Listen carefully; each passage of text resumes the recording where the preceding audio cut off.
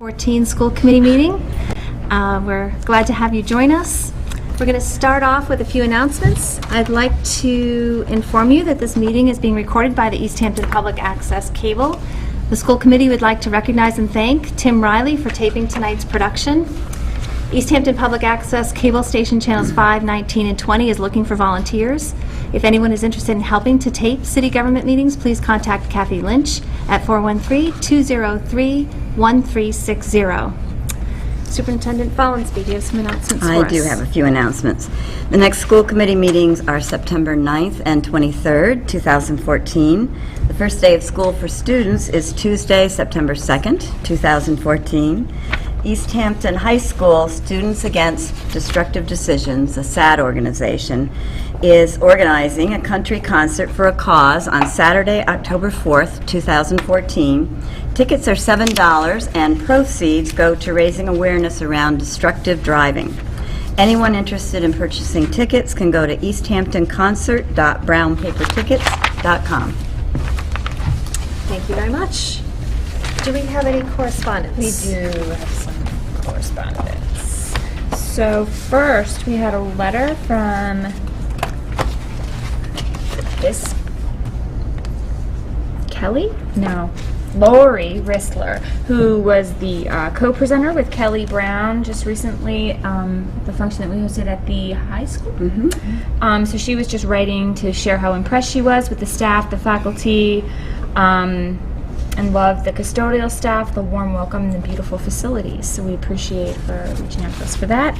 And also to Superintendent Follensby and Dr. Perrone, there was a letter from Rich Cairn, who's the director of the Emerging America program, and he was just very grateful for the generous and gracious hosting by the high school for the Collaborative's Library of Congress Teaching with Primary Sources Summer Institute on the U.S. Constitution. Mm-hmm.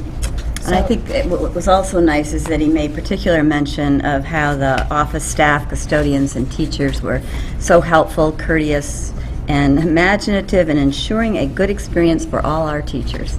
So we're very off the top of your head, even. And I think it was great we had free parking. That was really nice of you to offer that. And it's nice to have that lovely parking lot. That would complete the correspondence. Okay, and gifts. We have several. Motion to accept with gratitude and appreciation the following gifts. $100 from the Easthampton Police Association for the Class of 2015 Golf Tournament, $50 from Regali and Walder Orthodontics, $25 from Young World Child Care Center, $100 from the Mantis Graphics, and $100 from Ed's Auto Body and Repair. Also $200 from Samantha Donuts LLC DBA Dunkin' Donuts, $200 from the GMT BP Incorporated, which is Antonio's Pizza and Wings. And those were all for the 2015 golf tournament, the class of 2015 at EHS. Additionally, we have $300 from the Polish National Credit Union for the SAD concert fundraiser, $500 from AAA for that SAD concert fundraiser, $500 from the Easthampton Savings Bank for the art club. Second. All those in favor? Aye. Thank you very much. Okay, at this time we have an opportunity for anyone from the public who would like to speak to us about any topic. And it doesn't look as though we do have anyone.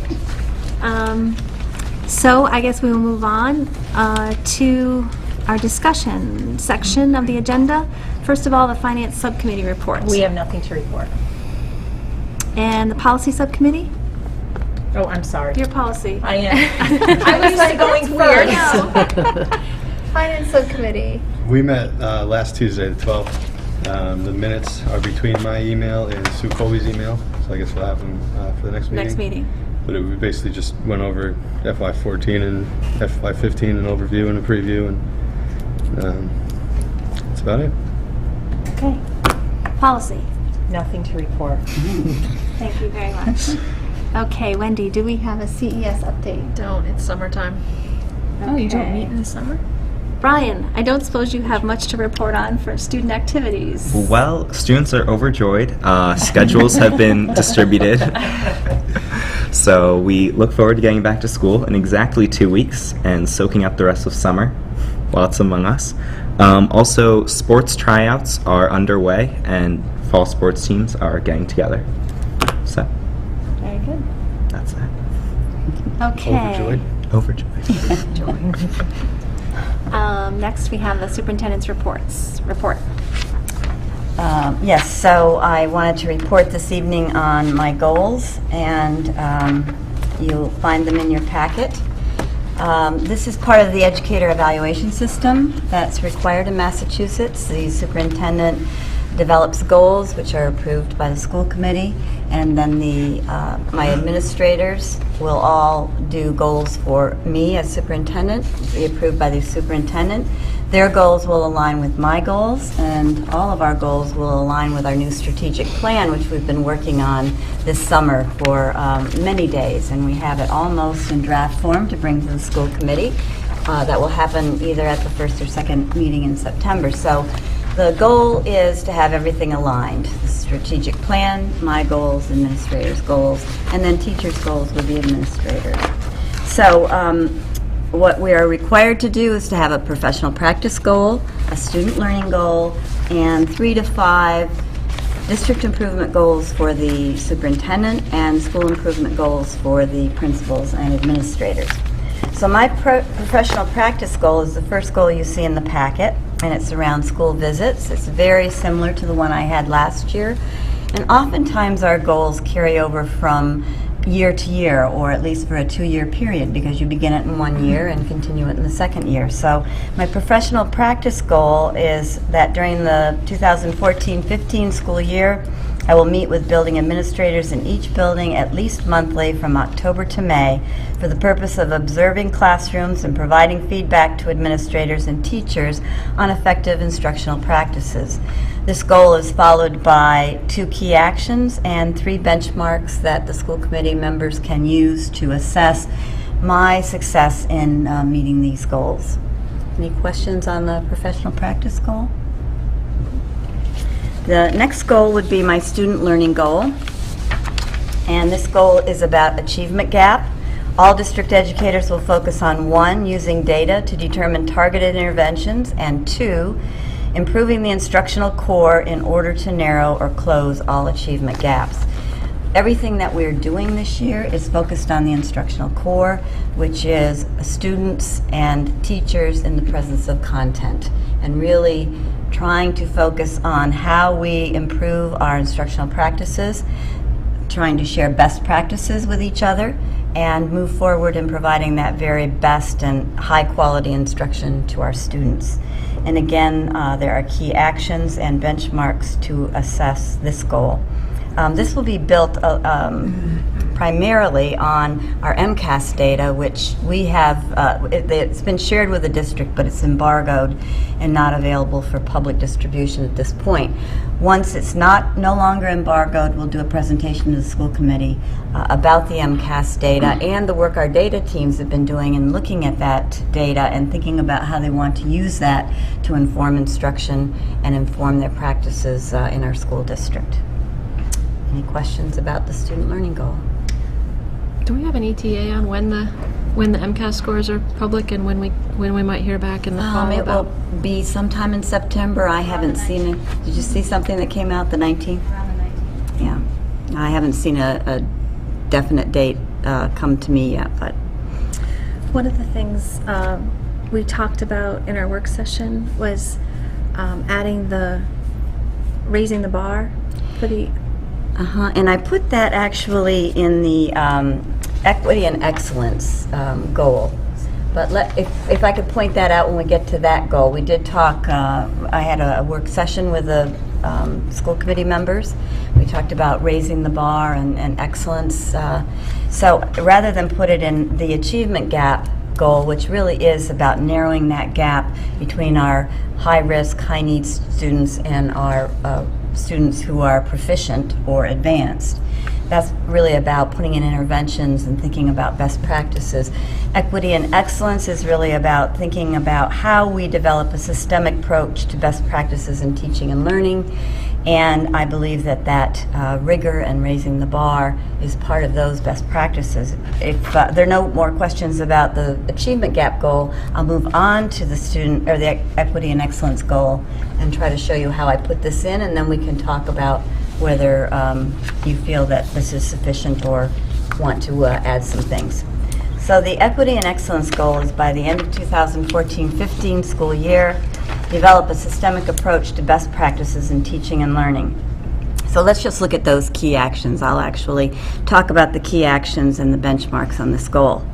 So the first key action is to develop a district strategic plan with initiatives that define expectations for best practices in teaching and learning.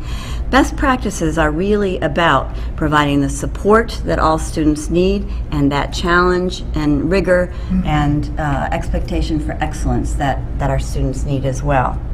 The second key action is support administrators in developing a student learning goal or a school improvement goal to address consistent implementation of best practices in teaching and learning.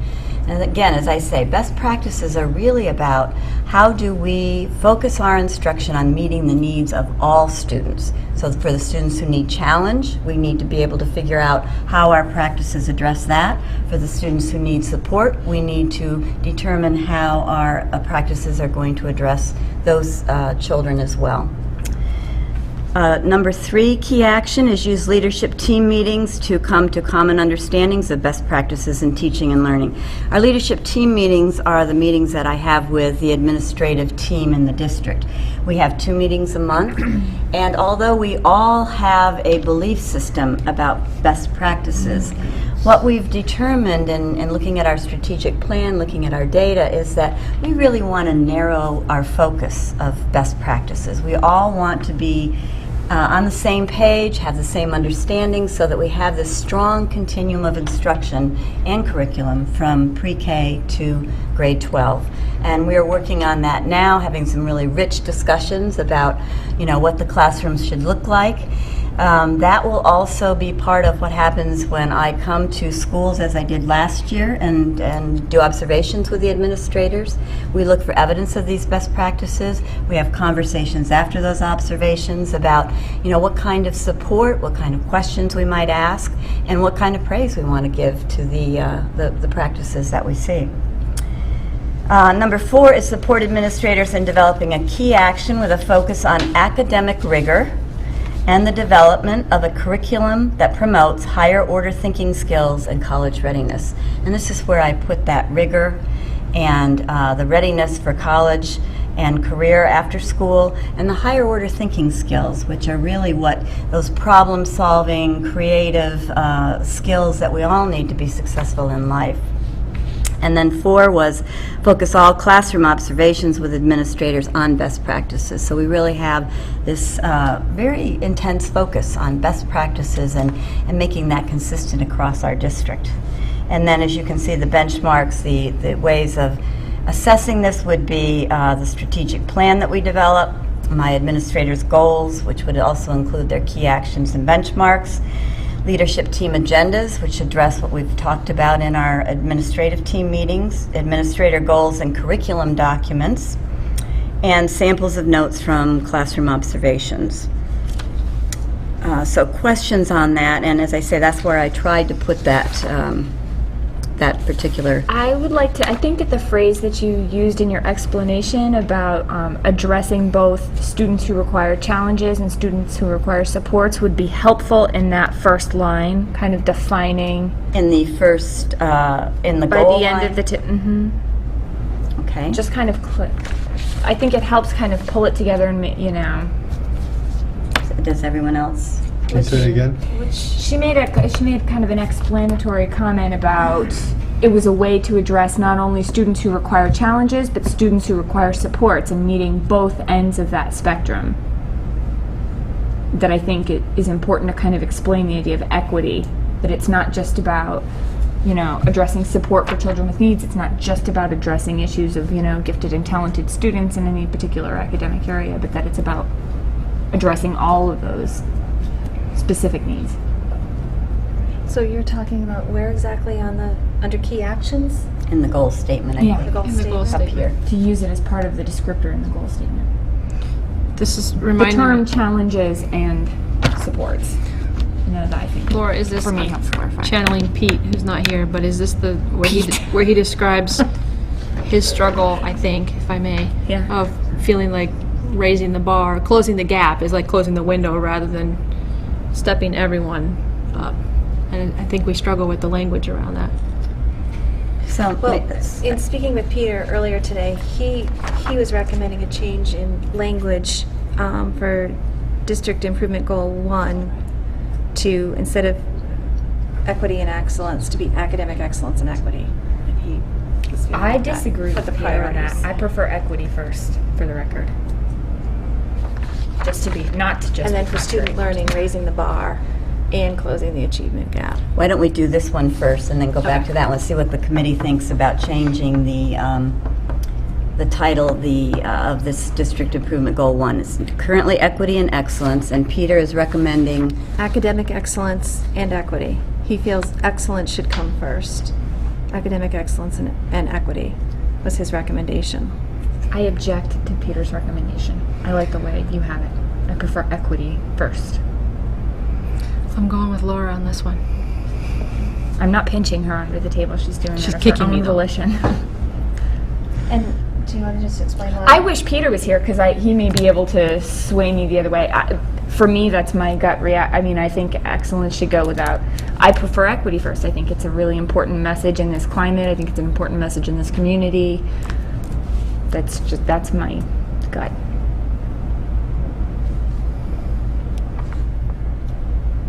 I don't think reinventing the wheel. Mr. Burke, what is it? The distributive? 1 plus 2 is the same as 2 plus 1? I was going to say that. Right. I was going to say that. We agree. We agree down here that it's fine the way it is because it's alphabetical, so it's.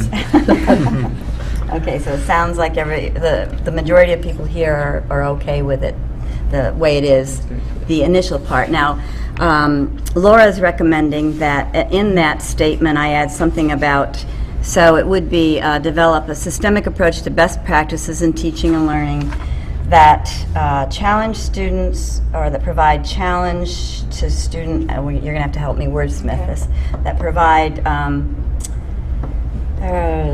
students with challenges and those who need support. I don't know.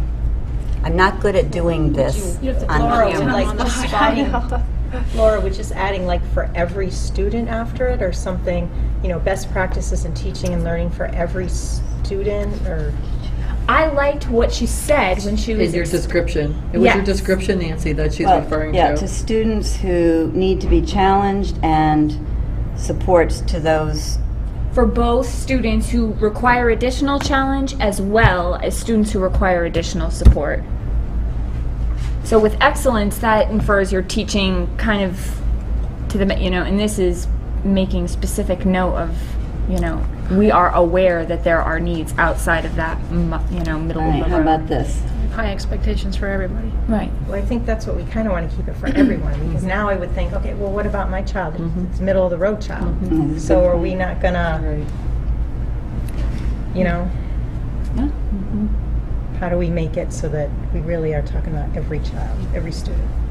Teach with rigor that accommodates or has high expectations for all learners. Because I thought that what part of, that's a goal. Like, we want to That's all do a this- good that's job what teaching. this is a state I think goal that, statement. right, I think I interpreted the point of this to be kind of an increased focus, right? So I thought that my interpretation was an increase of our focus was to pay some additional attention to students who are looking for more challenge, and also to kind of increase the support for students who are maybe not performing as well through standardized testing, not accessing the All right, so curriculum. I have a suggestion. So I think in the goal statement, you want to keep it broad. So if you want to add something to that, it could be a systemic approach to best practices in teaching and learning to meet the needs of all students. And then in the key actions, you can talk about, so we want to challenge, and that's what I tried to do, rigor and challenge, as well as support. But maybe we can recraft the key actions. So I think that's what I'm hearing you all say is that, you want me to better define best practices in teaching and learning, which are really about meeting the needs of all students. So we could add that, Can to I- meet the needs of all students. Can I just change from being nitpicky? Well, I'm not being nitpicky, actually. Can we say meeting the needs, however you wordsmith that is fine, but I would rather see all learners rather than all students, because our teaching staff and, everybody in the whole building is a learner. And that fits talking about very teaching and nicely learning. with our strategic plan, Wendy, as it turns out. So, which one of our strategic objectives is a community of learners. So that fits very I nicely. guess what I don't want, Nancy, you're enormously eloquent and articulate, and I feel like when you're tasked to do something, it's like your talent is almost wasted in documents like this because you could you know what I mean? I want Joe Schmo, whose kids happen to go to school here, to be able to read this and have a takeaway from it, and not just that there's something that grabbed. There's there's some connection there. Is I guess my hope, which is the only reason I'm being. So perhaps, I think this is sort of a plan. It's Yeah. a basic plan. The strategic plan is, I think, where that eloquence comes into place and where we paint the picture for what our goals are for our community of learners, our whole community of learners. And, certainly when I post these goals, I can accompany it with a statement that's about my philosophy of, and our philosophy for the district. The same with the strategic plan. I'd like to put them all up together. And I think when you see the strategic plan, you'll see that eloquence that you're talking about. And it's not solely my that's eloquence. really the heart of it for me, is that I want there to be a message that families can look at, interpret, take with them, that it's not just they forget 5 minutes later what it was that they even And read. that's the goal of the strategic plan. And as I say, it's not just my eloquence. We worked very hard for 3 days on this, and we've wordsmithed. We have some very good people at wordsmithing on our administrative team. We all took turns doing that, and it was a real collaborative effort. It was really, I think it was a wonderful experience. And so that's where you're going to see that eloquence. That's where you're going to see, I think, that language that you're hoping to see. This is a basic plan that sets out what I'm saying I'm going to do, how I'm going to do it, and how you can judge my success with these goals. The only other thing that just bothers me a little bit is just to think that when you're talking about a student learning goal, the only thing we talk about is an achievement gap. I understand that, we've got best practices and we've got district improvement goals, but just the fact that a student learning goal only talks about closing a gap and doesn't talk about the higher end of the spectrum. Well, I think that's because we do have a problem with an achievement gap.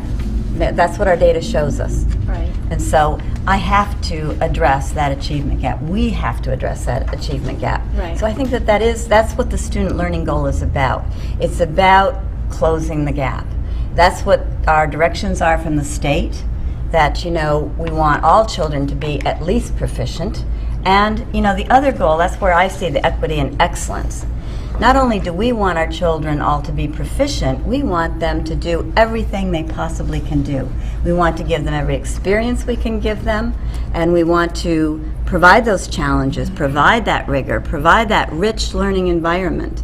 But I don't see that as coming in this student learning goal. And it's really the way I'm interpreting it from all of our directives from the state. Student learning goal is about how are we going to improve student learning for particularly those children where we have our gap. What we're asked to do is look at our data and then develop our student learning goal based on our data. Our data says we have a gap. That's what's keeping us behind. And so it really is important that we address Because it's annual, it's somewhat of a triage situation, I would think. Well, I do it's think an our data ongoing situation. Also shows that we could move our proficient numbers, move them toward advanced, and we could move that absolutely. up.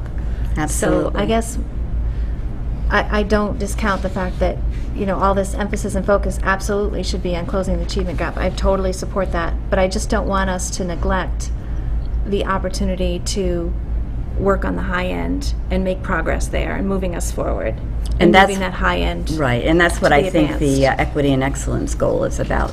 But let's hear from the other school committee members and see if you all feel like something else needs to be put in this achievement gap goal. Or have we covered it in the equity and excellence goal? I think when you were describing it, the first time we went through the student learning goal, you mentioned what that gap was. And I don't know if that's the issue for some people, if closing the gap sounds like we're taking the first student and the 100th student and trying to get them both to be 50. Whether you just need a little footnote that says we're just trying to bring everybody up to proficient or something like that. Well, maybe you know, we could, I'm sorry. without holding anybody back. We're not trying to make everyone proficient. We're trying to push everybody up that way. Whether we just need a note, if that would clear things up, I don't know. Could we add that to number 2? Could we say improving the instructional core in order to narrow or close all achievement gaps or in order to accomplish proficiency or advanced for all students? I think that's kind of what Peter goes after when he talks about raising the bar, and it seems to fit in that goal too. To me, I mean, he's not here to speak for himself, so I'm not. He just certainly doesn't not like trying gap. to speak for him, but I think he doesn't like. But he knows. I mean, he's in the field of education. That's. Well, I just think that we we're- shouldn't neglect the top. We shouldn't say Yeah. proficient is good So enough. talking We're about- okay with everybody being proficient. Talking about raising the bar. I think we should be working toward making the proficient people advanced. So the how- goal should include addressing that segment of the population as well. So Do you- how Deb, I about... just think it's a Deb, do you separate goal. think that fits in goal 2, the data-driven decisions? Because I think that the data-driven decisions is more encompassing of all learners. You're not just talking about closing the gap. And I would be really curious to hear back from. It just bothers me though that this is the goal for student learning. So This may I is make it. a suggestion? And it's only focused on that one segment of the population, or that one effort to close the gap, which is critical, important, very important, absolutely.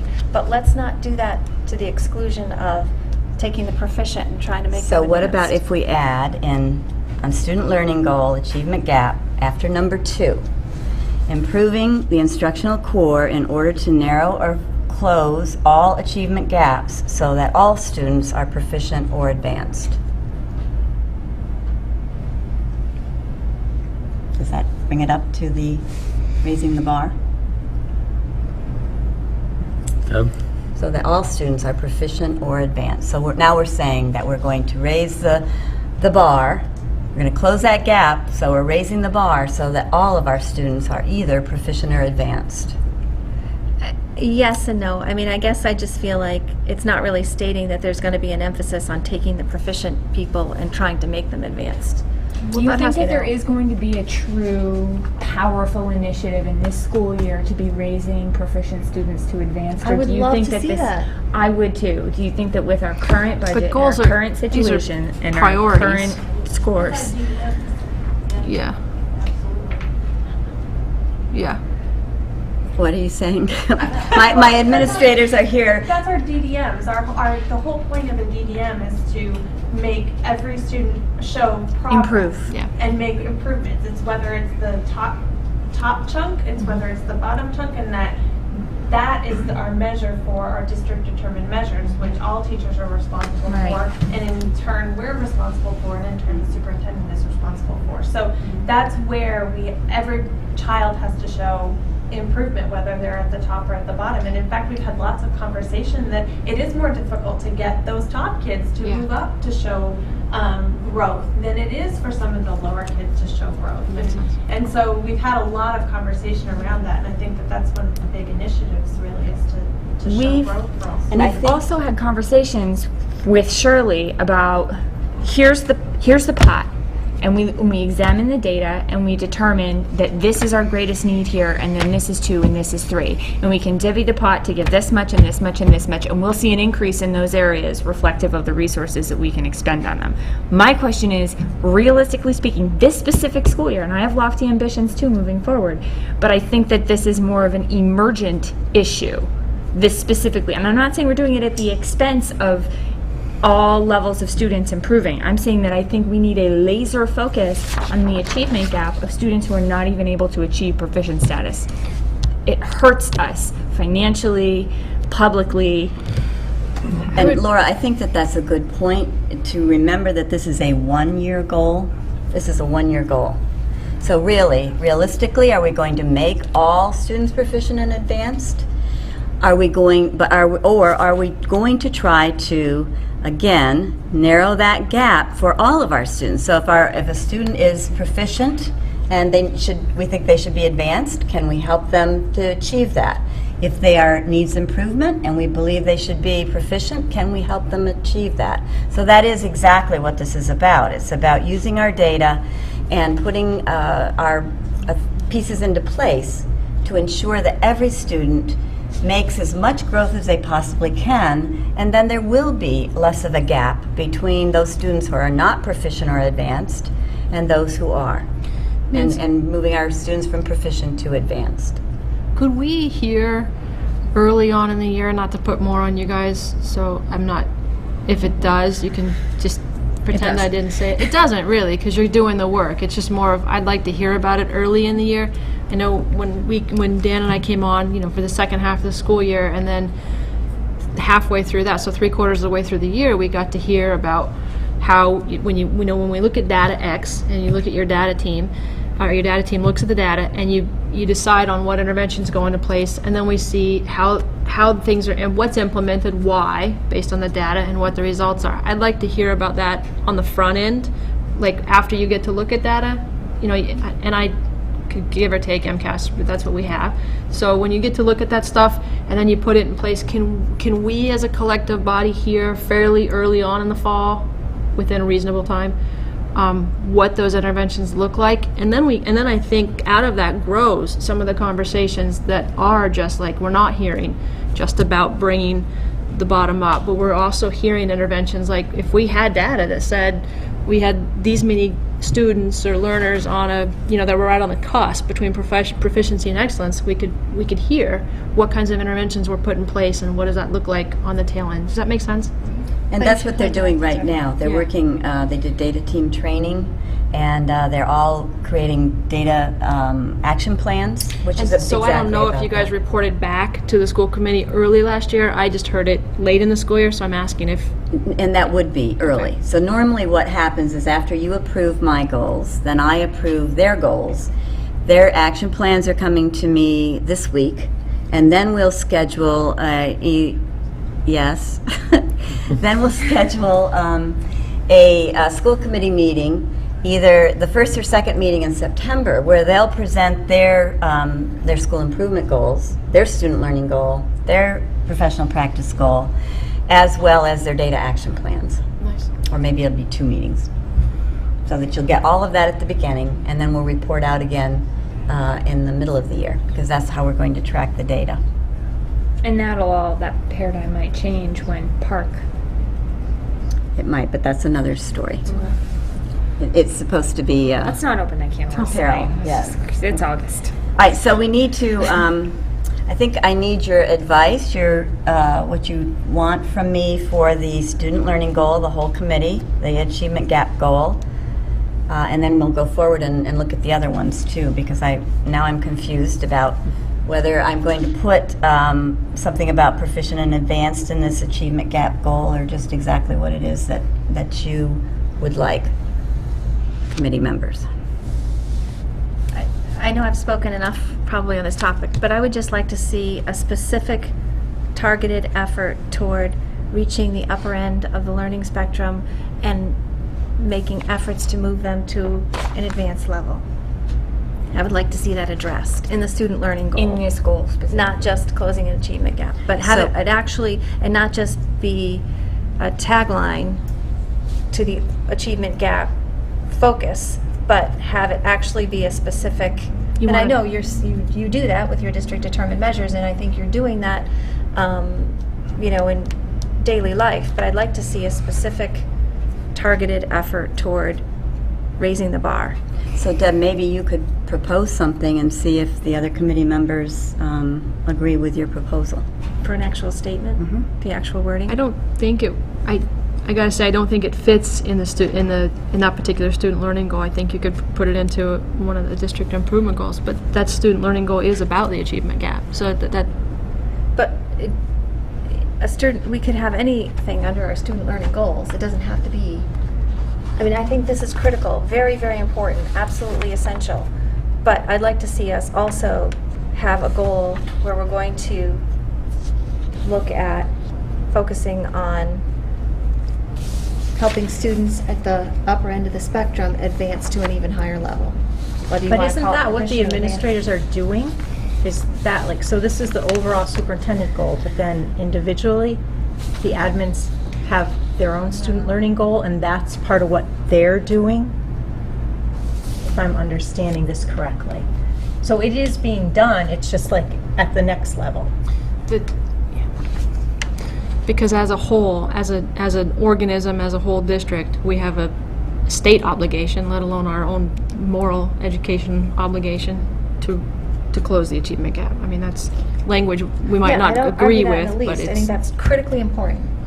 Absolutely. I the way think it is. it muddies the waters. When you start adding the more and more levels and you start discussing at length moving proficient to advanced and you know, maybe adding additional studies for advanced, I think it muddies the waters when I'm coming from the perspective of it needs to be a laser focus. It's a 1-year single goal for this current situation. It's kind of a Kodak moment of like, what's the first priority right now for And this is year? that fair to the students that are sitting, lingering out there? It in is a proficient detriment to worlds? all the other students in the Not classroom if those, I would disagree. I kind of disagree, because I think at the secondary level, then maybe the high school has really good, I don't know, I haven't seen your data, but maybe there's wonderful results with AP classes.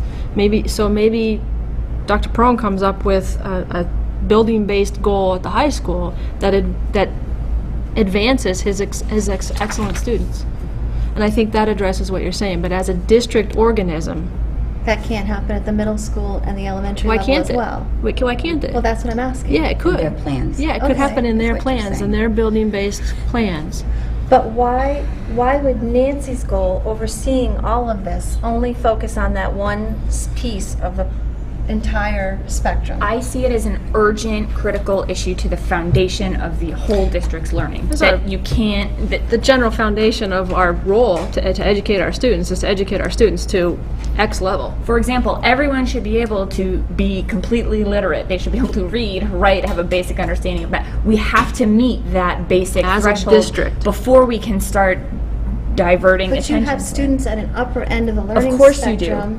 First, who everybody's need gotta and be have able- every right to be Absolutely. taught and move Absolutely. forward and encouraged and Completely developed to agreed. move forward to a higher level. Completely agree. They have I'm- every right to that and- same educational service that the others do. And when the administrative team from the high school, the middle school, and elementary schools come before us to present their building-based improvement plans and goals, I want to know where that stuff sits on their docket.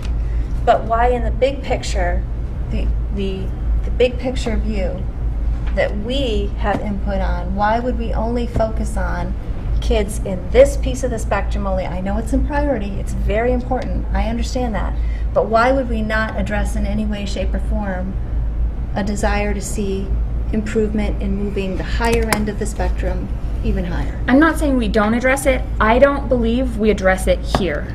Where do we address it? And I would agree. I mean, I think it goes in if I could equity and suggest, yeah, with equity and excellence. goes I in mean, equity and I excellence. It think what doesn't go Laura here. is saying, if I'm here, and Wendy is saying, is that the achievement gap goal is about a requirement from the state, and it is something that we as educators in Easthampton want to do, need to do. We want to have all of our students at least proficient. That's what this goal is about. Then I believe that the equity and excellence goal is a place where we put what you're talking about. Raise the bar for all learners. Raise the bar for all learners. Because maybe if these students aren't proficient in reading or writing, but they have a gift for music or art or some other, and that is where those things can be flourished and encouraged not at the expense of basic academic skill proficiency. And once you throw in something about your students who excel into this achievement gap goal, you've diluted all the action steps. I believe. Well, you could just don't I think even you touch gotta that. put it in Leave the that equity just and the way it is. But you can't, then you really, what you're asking, at least what I'm hearing, is then you want a second student learning goal. Sure. Yeah. And all I'm suggesting is take that frame of thought, put it in your equity and excellence goal, add a key action step on there that talks about. So could we look again at equity and excellence, because I think that's where exactly what you're talking about, Wendy, and maybe Laura. If we look at key action 4, it says, support administrators in developing a key action, this would be in their plans, with a focus on academic rigor and the development of a curriculum that promotes higher order thinking skills and college readiness. So I think that's where it is, Deb, and that means, as they were saying, that my administrators have to have a goal or a key action that talks about how they're going to do this. Can you say on number 4, could you say at the end of higher order thinking skills and college readiness, comma, raising the bar for all learners? I'm just Are you trying feeling to. like this one is somehow less of a priority just because it's a district? Is that what you are taking issue with? Yeah, I'm looking at this is about students. Yep. This is about students, and I feel it doesn't encompass or address all students. And we have one student, where are we? I'm lost. Student goal, student learning goal. But it doesn't address all of our students. I don't know that a student learning goal ever could. No, I guess. so I One. think you're getting hung up on the semantics of that, Deb. Student learning goal is a state nomenclature for something that we have to have a goal for. In fact, it says student learning goal, and it says this is what it needs to be about. It needs to be about looking at your data and how are you going to get all students proficient. That's what it talks about. And so the expectation is that I will have a goal that will help all students in our district become proficient by asking my administrators how they're going to do that. How are they going to address the needs of all those students who aren't proficient? So that's what this goal is about, the student learning goal. The equity and excellence goal is about let's push everybody to be at the best they can be. Let's provide all of those wonderful opportunities for, problem solving and higher order thinking skills and challenging, rigorous curriculum. That's what this goal is about. And so my administrators, in one of their key actions, will have something that is about that. Now, when they come to me with it, then we'll have those conversations. And I think school committee members, that we have put that in place. I think our AP courses at the high school and our success with our AP courses are evidence of that. So clearly, it's an initiative that we feel strongly about. It's and more that we're working problematic towards. at the lower levels. I think Deb would agree with. So but it's a funding restriction. So it's Or second graders need to learn how to read. I understand that. across It's the just board I understand I that, know but it's I don't feel like, and I understand the state's focus, I understand the nation's focus. I think over the years that this whole country has focused on closing achievement gaps and raising everyone to proficient, to the neglect of the higher end of the spectrum, personally. But now I lost my train of thought. Well, what I was going to say, But if the higher end of the spectrum, wouldn't they still have achievement gaps? Isn't there still goals that they would want to make? Isn't it the same for all students? Achievement for everyone? Well, that's my point. I want us to have, I want don't- us to be addressing a higher level of achievement for everyone. But and I not think that's just what it closing says. a I think gap. you're thinking it leaves out the higher end of the Exactly, spectrum. But to exactly. me, achievement gaps you could be the highest student, the lowest student, whatever you haven't achieved is your gap. So to me, it's not leaving out anybody, it's trying to address everybody, wherever you are. That's a If good way you're of the putting it. highest, if you're the highest and you want to achieve higher, there's still a gap. So I think That's a good way I of understand that, and that would be great if that was actually the focus, but I honestly feel that nationally, statewide, locally, the whole thing is on getting kids to be proficient. getting kids up to be proficient. And it's not looking at the upper end of the spectrum and how can we move the proficients to the advanced. I understand your concern, but I don't think that's what this is saying. I think this is trying to address every student, no matter where you are, the middle, the bottom, the top, anywhere. I think this is addressing everyone. But I know Discrepancies what you're- between ability and performance, and trying to bring everyone's performance up to the greatest level of ability. Okay, that I'm good with. That I like. That's write that exactly down? what it is. Rewind the That's tape. what this is That's about. what I want to hear. That's exactly it. Okay. Just for the record, I was not meaning to infer that our second graders do not know how to read. Oh my God. Not at all. Duly noted, Wendy. Thank you. Okay. I guess it's the language that doesn't mix with the message that you just stated. To me, it doesn't, but, I mean, I guess I've made my point. If you all are comfortable with it. Okay, but I think that, I have all my administrators sitting here not able to speak. And I think if they were able to speak, they would support me in saying, absolutely, that is our goal. And I think we've shown that over the years. Can I ask you this, Nancy? Can we change? I think what really sticks in the craw, I know it sticks in Peter's craw, this language of close all achievement gaps. Is there a way that we can shift that language without getting in trouble with the state nomenclature about ensuring that all students, something about, Raising the bar. crap, it was just there. No, because I think that takes you the same road that the other one does. There's It one at this dilutes end. the achievement gap goal. Would one of my administrators like to Meredith speak? can hardly hold Would you- still. That's the language we do need, because we're talking about a different gap for every student. And we're talking about those students that are at the top of the proficient that we need to push into advanced. That's the achievement gap. So for that that all student. students will Close the achievement gaps, because We're it's limit- not one gap. It's We're not limiting just ourselves by the language that is Right. kind of MCASI, when really what we're looking at is an AP score that's a 3. The achievement gap could very well be that our school's at 3, but the nation's at 4. And so the gap is between a 3 and a 4. It's not just between a needs improvement and a proficient. Exactly. You with me? And it's not just about MCAS or AP, it's about PSAT and SAT and ACT. What about improving the instructional core in order to ensure all students achieve to their highest potential, to their highest individual potential? I like that. Is the state gonna balk at that? No. Is that harder to No, measure? not at all. Okay. So, say it again, Laura. No. We roll that tape back. In order to Ensure that all students will achieve to their greatest individual potential. will reach. Flatten it down. It's like lightning, it only strikes once.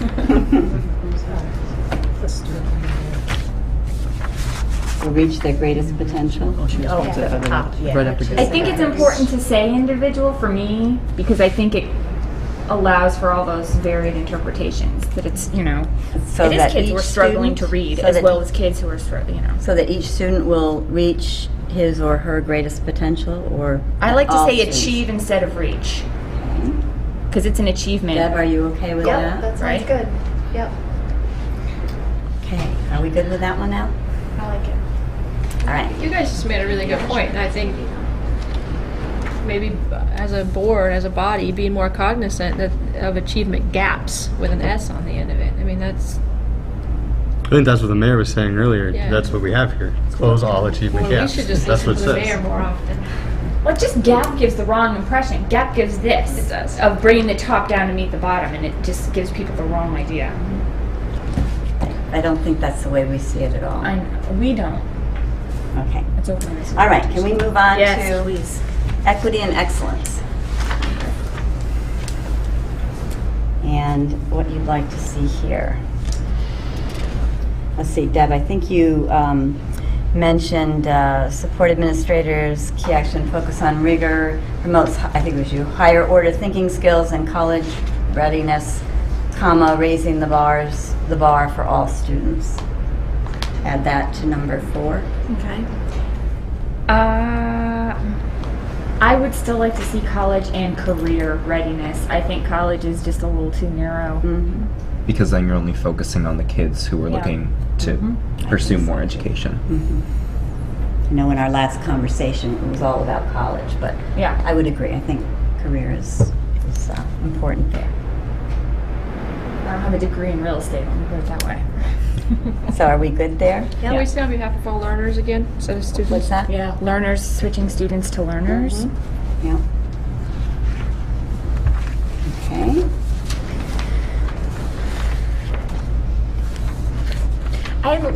Just as a note too, moving forward, thinking about open houses, I'd love to really start engaging parents in this discussion of best practices. So maybe if teachers had time, or if there were some examples of best practices, an example of best practices, something to kind of open that dialogue so that there's a little more understanding about what that means. It's a nice tangible thing. Anyways, More conversation. yeah. All right, so the improvement goal 2 is data-driven decisions. And Peter asked to have something about, to make sure that all data was shared with teachers. Not that it isn't, it is. But I did, and I take his point that he wants it explicit in the goal. So for key action 3, I wrote data action plans will include how data will be shared with teachers and used to inform classroom instruction. Nice. Yep. Okay? Good. And then I think the community engagement goal, the suggestion was to include a key action for distributing a parent survey at least annually and to collect the data, so that's been added as key action 4.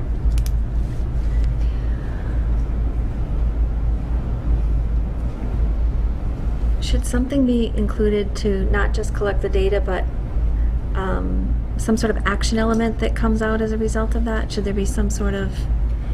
Yeah, what would happen is that data would be used in creating the next data team plan for the following year. So we could add that to to add that. some sort of distributed action parent- Use in following year's data plan, development be in used. following years. in developing the next school year's data plan. Sounds good. Does the newly established PGO or PTO, whatever it's being called, PGO? what is it being called? PTO. PTO? Yes. Parent group organization. Okay. Does it inherently fall, sorry, does it inherently fall in the goal statement?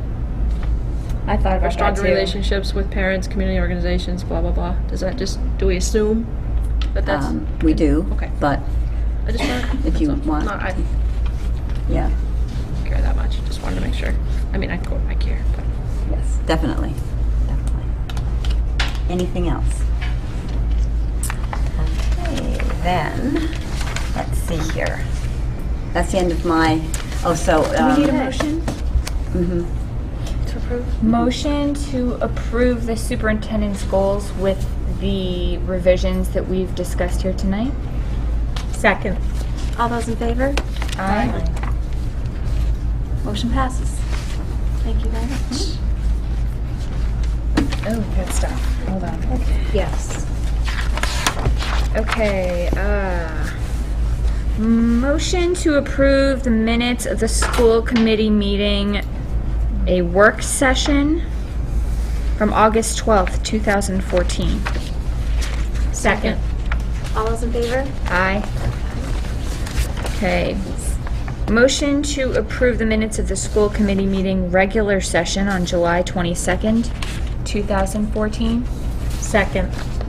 All those in favor? Aye. Aye. One more. Motion to approve the school committee meeting minutes from executive session, June 10th, 2014. Second. Thank you, Lori. All those in favor? Aye. And what else? Warrants and payroll. Yes, we had those too.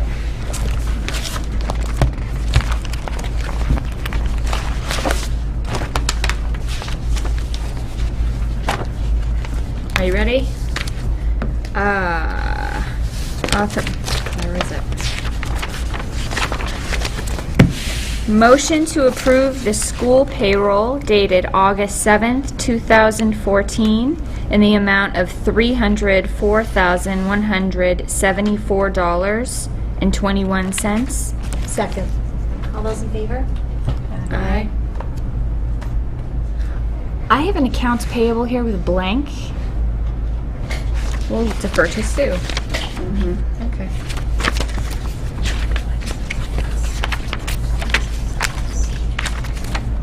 Motion to approve the accounts payable authorization for payment dated August 14th, 2014, in the amount of $92,702.16. Second. All those in favor? Aye. All right, motion to approve the school payroll dated August 21st, 2014, in the amount of $345,994.59. Second. All those in favor? Aye. Motion to approve the accounts payable authorization for payment dated August 21st, 2014, in the amount of $31,543.09. Second. All those in favor? Aye. That is it, I think. Okay, so moving on to our handbooks. Nancy, do you want to?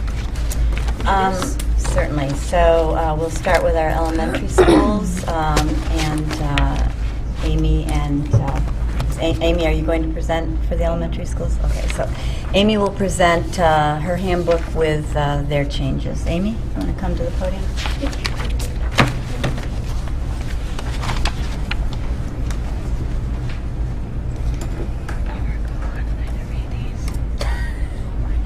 This is Amy Napolitano, principal of Center and Pepin Schools. While I'm here, I'll welcome to introduce Judy April, the acting principal of Maple, because our... Judy, you want to come up to the podium and just so that people can see that you also have worked on this? Okay, one second. Yes. I found a hidden accounts payable. Oh. Pause for really sorry. No Sue's on vacation. Motion to approve the accounts payable authorization for payment dated July 31st, 2014, in the amount of $156,338.37. Second. All those in favor? Thank you. Aye. That would have been a problem. Sorry. Go ahead. Better double check. Judy, you want to come up next to Amy just so that we can introduce you? So, Amy, do you want to introduce Judy? And Sure. This is Judy April. She is the acting principal of Maple Elementary School, and we've been working really hard over the last couple of months even to get Maple and Center and Pepin closed for the year and working hard to get ready for the upcoming school year. So we're glad to have her as part of our elementary team, and thank you. That's it. thank you, Judy. So I have made a few changes to the handbook that you've received and that is projected. Some last-minute fun that just happened. But I'll try to go through most of the major changes. There's not a whole lot here at the elementary level. The big one of the big ones has occurred on this welcome.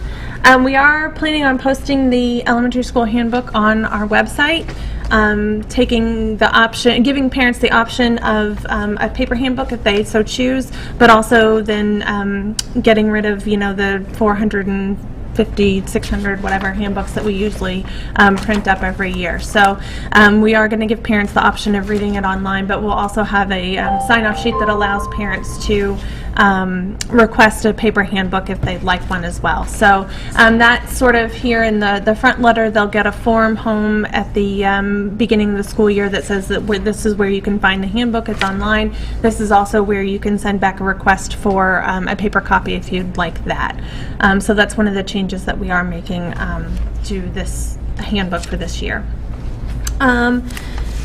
Table of contents that we'll have to update once I get everything deleted that needs to be deleted. There's a couple of updates to personnel that have happened over the past year, both at the district level and then here at Center Pepin and at Maple. Those are all in red. I can go through them more detailed if you are interested, but that's basically what this is here.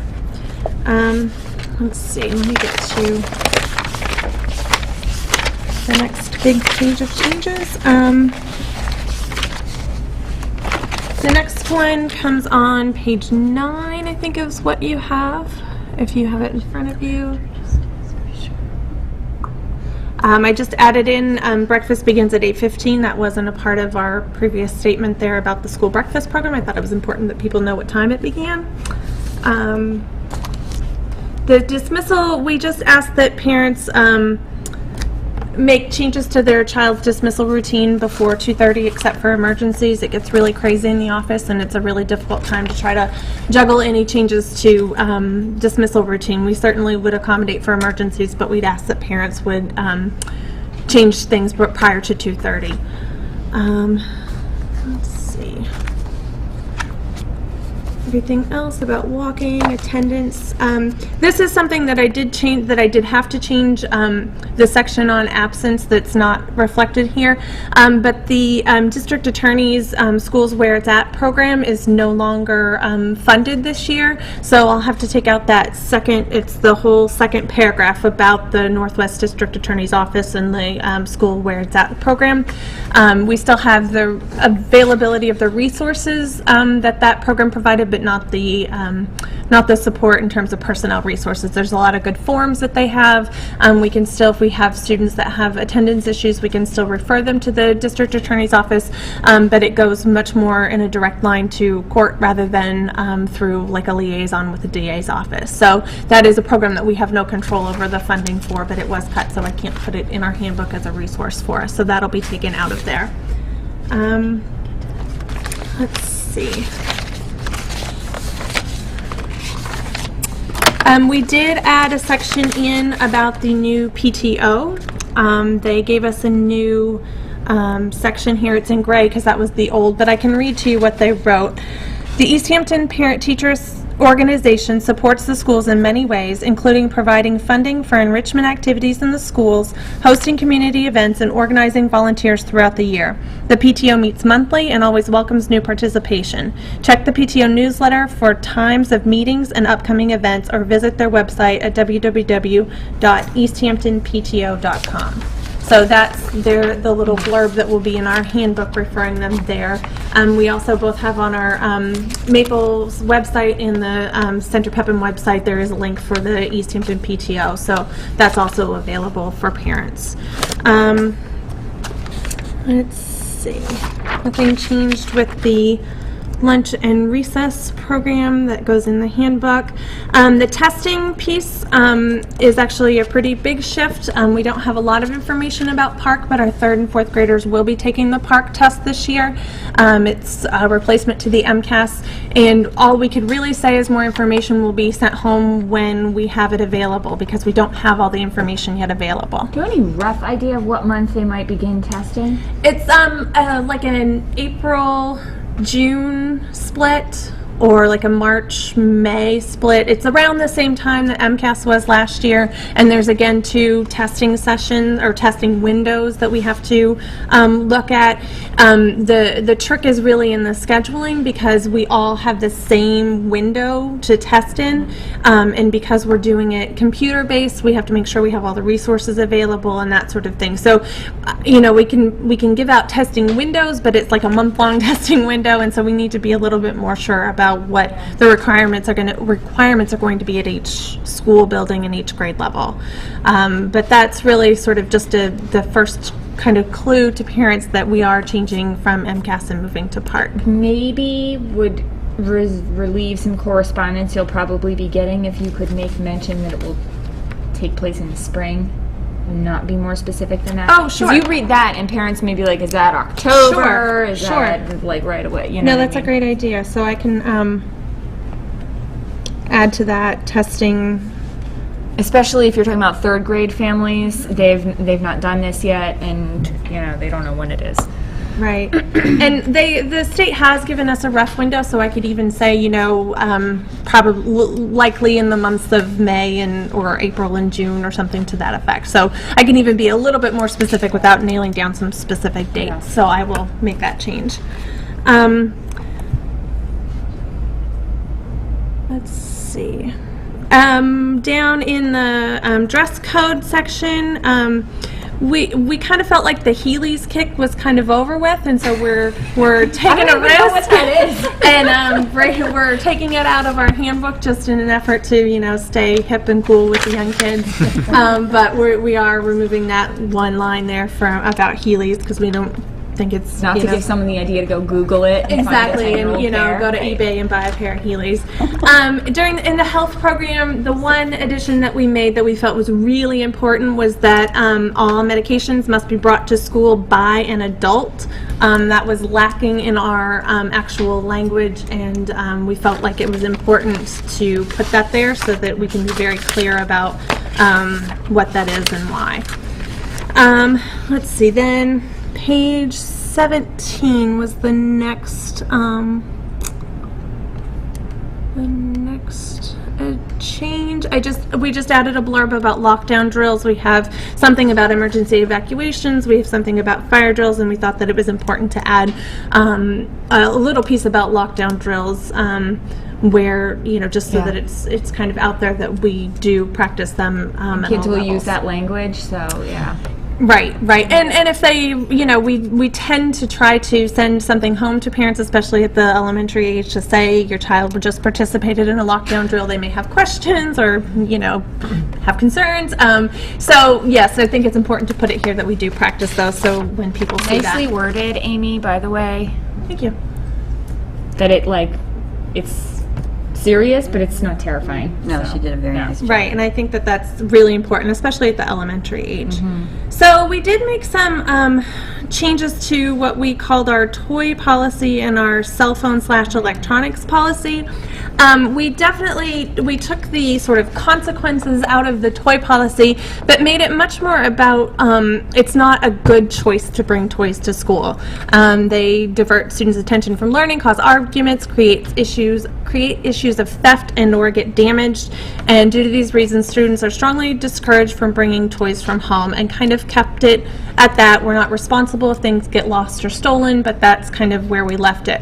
Then what we did was made our cell phone electronics policy much more in line with what we put into practice, which is really we don't allow students to use cell phones and electronics during the course of the school day at the elementary level. They can have them in backpacks for, you know, the walk home, for the bus ride to and from school, but not at all during the school day. And so they can be kept in the backpack, and it's just sort of the three sort of steps. Would be the first one, students reminded to put it away. The second one, the teacher will hold the electronic device until the end of the day. And the third one, the teacher takes the electronic device and a parent has to come and pick it up. So we really felt like at the elementary level this was really appropriate for what we would like to have our students in terms of use of electronics. Take an opportunity to endorse the enforcement of the cell phone electronic policy, that I think it's no tolerance. There's no reason a child grades K through 4 should be using any of those devices for any reason throughout the school day. If it's not something that's, you know, we get a lot of this feedback through, you know, the Facebook threads and all this.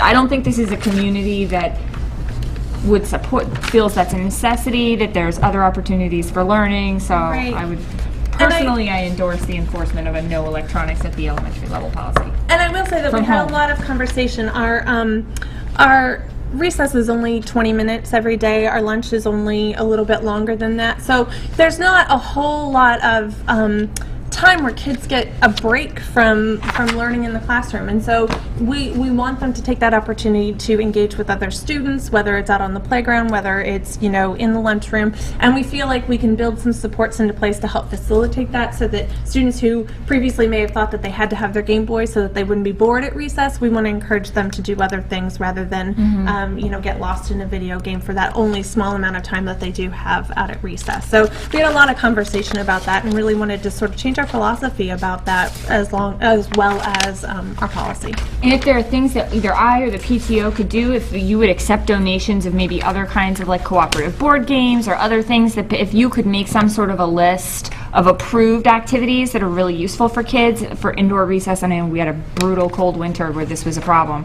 Right. So I've got that stuff. I'm sure other people do too. Yeah, that's great. We did actually at Central Pepin create some really amazing bins. The PTO, it wasn't the PTO. It was like a parent group that came together that said, you know, we don't want our kids just sitting watching a movie during indoor recess, and they came together and they got donations, and we put aside some money to buy some supplies for indoor recess, and it was really successful. I mean, we sort of got it at the tail end of this brutal winter, but you know, it was really successful, and we are looking always for ways to keep kids active and engaged even when we have to be inside because of weather. So, you know, I think that's definitely something that we continue to want to expand upon, that we did start last year and was really successful. The kids loved it. You know, it was funny because some of the things, it was the Legos and the drawing. That's what kids wanted to do during recess. Yeah, so Draw getting and play that Legos, out, so. letting us know as parents and as what things would be useful for you would be helpful. Sure. So the only other... One question I have before you go on, sure. sorry. For number 3, the item will be returned at a later date to the parents. On first read for me, that sounded like not at the end of the day, like another date. Sure. So I don't know if that's something you want to... I could be more specific. Generally, what we do is like give a phone call to the parent and say it's here in the office. You can pick it up at, you know, whenever you're available to pick it up. So, you know, whether it's that they come in at the end of the day because they're picking their child up, whether, you know, the child takes the bus home and then they come in the next day and pick it up. We've usually sort of, you know, that has worked out. I mean, I could try to find some language to be a little bit more specific. The item will be returned to the parent. I think the point is that it's returned to the parent. It's not sent back home with the kid. Yeah. Right, no, and I understand, and I'm fine with all that. I just don't want someone to read it and go, what do you mean a later date? Like tomorrow? Yeah, no, that's fine actually, but I will just say that It's an $80 cell phone. yeah, the item will be returned to the parent or guardian, and just leave it at that. Also, could we include something about, I mean, just like from a standpoint of distraction in the classroom, should like cell phones and electronics be turned off? And like if there's an emergency, like the school will contact parents and guardians? Backpacks. Right. Well, I mean, but like if a cell phone goes off, like even if it's in your backpack, it That's causes a a good distraction point. in the classroom. We say off and away. Off and away, yeah. I can add that in there too, that students may keep cell phones and electronics off and stowed in their backpacks during the school day. Thank you. Thank you. We're having backpacks with them. Jack is going to read this and think he's getting a cell phone. Some do. It depends on the setup. Yeah. Great. Now, the last section, and Nancy, I don't know if you want to jump in at this point. The last section is common among all of our handbooks, and it deals with the new Chapter 222 law. Yeah, so the new legislation was passed that talks about discipline in our schools. The intention of the law is to limit the amount of time that students are suspended from school or out of the school and away from education, or, you know, an expulsion for students. So now there are all kinds of rules and regulations about what needs to happen before a student can be suspended for a short-term suspension outside of school or a long-term suspension outside of school. Everything pretty much stays the same up until 10 days as what we've been doing for internal suspension. So we can still suspend a child internally, and we use the same procedures. We call the parents and tell them what has happened and why the child is in suspension. But after 10 days, then a hearing is required, immediate notice of the parents and before the actual suspension can take place. You can see this, and I think if you've read the student handbooks, you can see the language. So all schools and all districts across the state are having to change their student handbooks. We're still not completely sure how this will be implemented. We had a nice session with Russell Dupre, our attorney, last week, I guess it was, where he told us his latest thoughts about how the implementation of this would look. But we're still waiting for probably those test cases when these first suspensions occur. I made the statement when we had that meeting that we won't be one of the first schools that ends up having to test this, I would not think, because normally we do not suspend children in external suspension, don't have them suspended for more than 10 days. So we wouldn't, even internally, so we wouldn't fall into this category. But we do have to put the language in our student handbook so everyone knows what the procedures are. And that's why each of the handbooks, and this is the language given to us by Attorney Dupre to put in our handbook, so that's why you see it here. So I am open to any questions about the handbook as a whole or specific sections. But I think we're really excited about the upcoming year, and I think the policies that we put into place are just to sort of help better serve our students and make our school environment an even better place to be. So that was sort of the spirit of all of this, is to really make our elementary schools a great place to be. So if you have any questions, I'm available. Sure. What are the next 2 dates for the kindergarten play dates? It's the Thursdays. Thursdays. It's this upcoming Thursday and then Thursday the 28th, I believe that is the Incoming kindergartners and their families at the respective playgrounds. Absolutely. From Yes. 4 to 6. From 4 to 6. 4 to 6 p.m. Thank Yes. you. Is that That's on the important. website now? It is on the website. You can reach the elementary website through the main epsd.us website. There's a tab that for the schools, and you can go down to each of the respective schools, and the times and the dates for those are available there. The first one was a huge success. We had a lot of parents and families there, and it was great. It was really great to see the kids starting to play with each other even before school even starts. It was great to meet the parents. It was, it was really a Awesome. great thing. So. And I do encourage you to take a look at our building and school websites, because our administrators have been busy working on them this summer. They still have some work to do, but our district website and our school websites are starting to look very good. Yeah, so. Great. Any other questions? Will there be a hard copy of the student handbooks in the main offices? Yes, we're planning on keeping probably about 10 actually, so that if somebody comes in and wants to pick one up, they can for certainly. And then again, we'll make copies for all of those people who request a hard copy. That's nice, cutting down on the waste. We'll be glad to. Thanks for all your work on that. Yeah, no problem. Thanks a lot. Thank you very much. Thank you.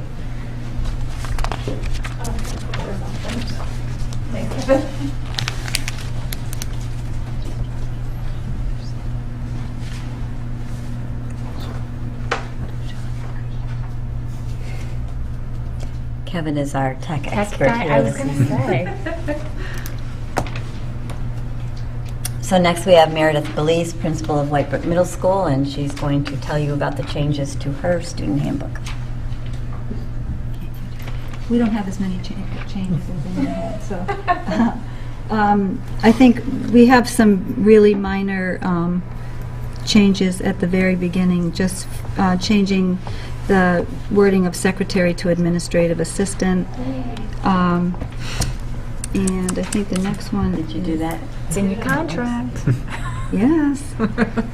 We almost have completed our new staff listing, but we're still adding to it by the day. So we just made it in a new form today. Page.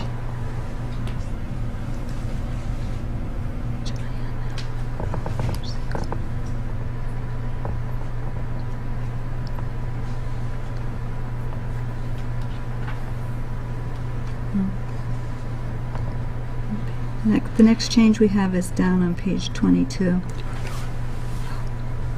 Oh, I didn't see that. Right here for honor roll, last year the school council voted on changing the honor roll to just 7th and 8th grade, so we don't recognize honor roll for 5th and 6th grade. It's a big transition to middle school, and parents said it's just caused a lot of stress, and so we're just using honor roll for 7th and 8th grade. On page, I think it was right after this, we deleted a section called where is it? General, no.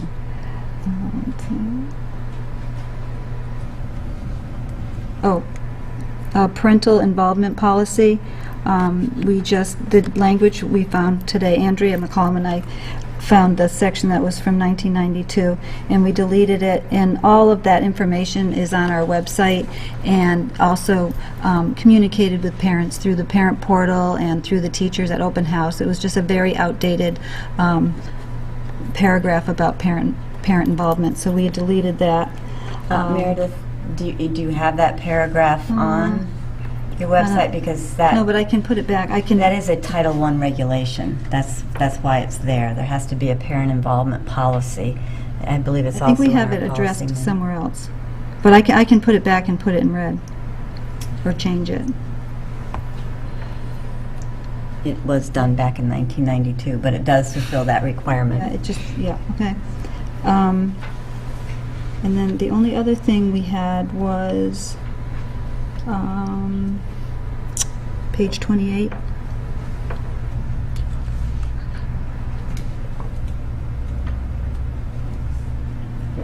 See if we find any red.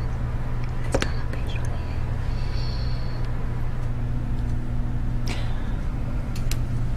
28. You had a bunch of red up a couple pages. I think your page breaks are throwing I think you off. I think it's Kevin's computer's different than mine.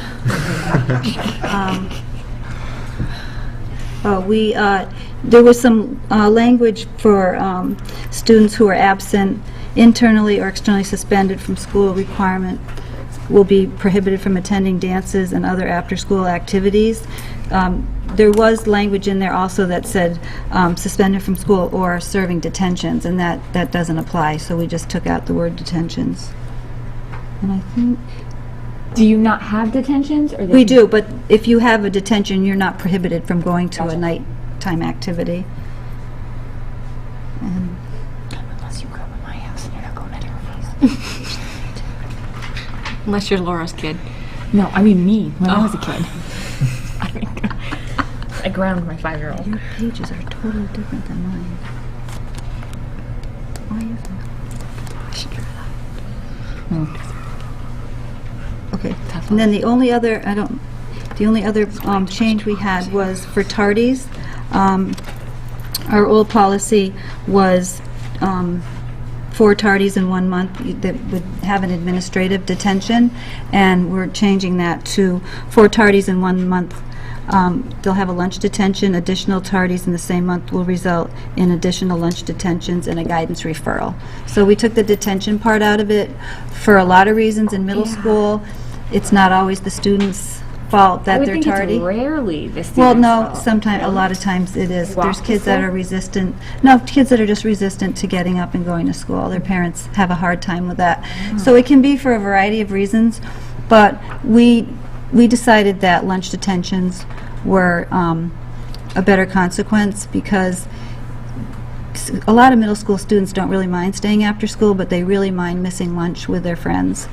And Lunch detention, they have to, eat in a faculty room or something? Where do they go to a separate room? I'm They just either curious. come to the, right now they'll probably come to the office, or a lot of classroom teachers will keep the student for lunch detention and have a discussion about the tardies. That's the best case scenario. It's kind of an opportunity to connect with the student and figure out why they're being tardy to school.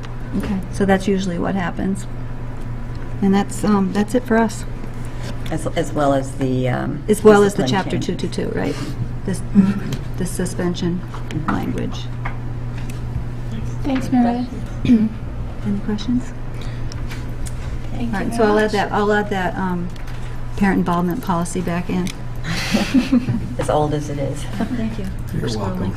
Were we going to bring up the letter or message from the school committee? After. We're gonna wait till we're done. Ow! Just didn't know. Sorry. Dr. Perone. Mr. Burke is going to do it. Oh, yes, right. Dr. Perone has just come from coaching.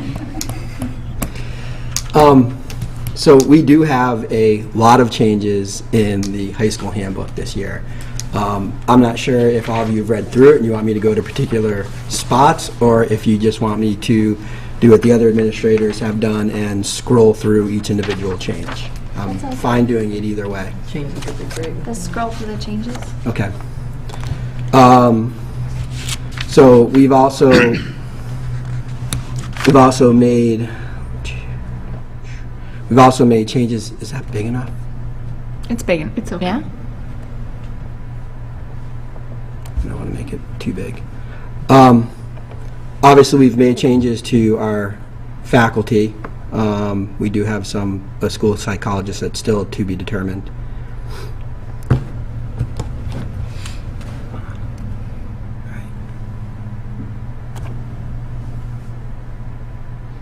Do we know how soon that position will be determined? Or any idea? What was that? We're interviewing tomorrow. Tomorrow, interviewing tomorrow. That's good. Does that work for you? We just, Just as long as it's rolling. Well, I just know that like some No, kids speak could out, it's really important. I like it. we use will that. have somebody in place before school starts. That's good.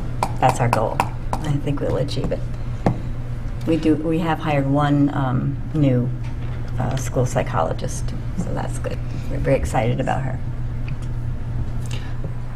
Dress and grooming, which I know has been a hot topic. The first thing we added was clothing and accessories, just to specify that it's not just clothing that has promiscuous language or printed or written things on. It could also be earrings, bracelets, and other things. So we just added and accessories to that. Get ready. We also added or contains obscenities are not allowed. We added pants must be high enough on the hips as to not expose underwear skin.